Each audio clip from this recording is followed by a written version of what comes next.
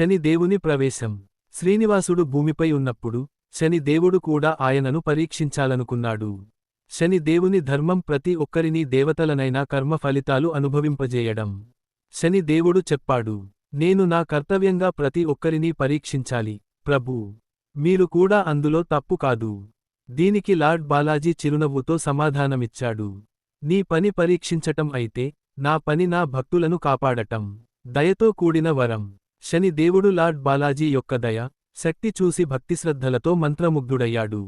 అప్పుడు ఆయన కోరాడు, శనివారన్నాడు నన్ను నిజమైన భక్తితో పూజించే వారికి మీ కృప కూడా కలగాలి. నా ప్రభావం కొంచెం మృదువుగా ఉండాలని ఆశీర్వదించండి. లార్డ్ బాలాజీ అన్నాడు, శనివారన్నాడు నా ఆలయానికి వచ్చి నిన్ను పూజించే వారు నీ దోషాల నుండి విముక్తి పొంది నా అనుగ్రహం పొందుతారు. అప్పటినుంచి శనివారం లార్డ్ వెంకటేశ్వరుడు మరియు శని దేవుడు ఇద్దరికీ ఎంతో పవిత్రమైన రోజు అయింది.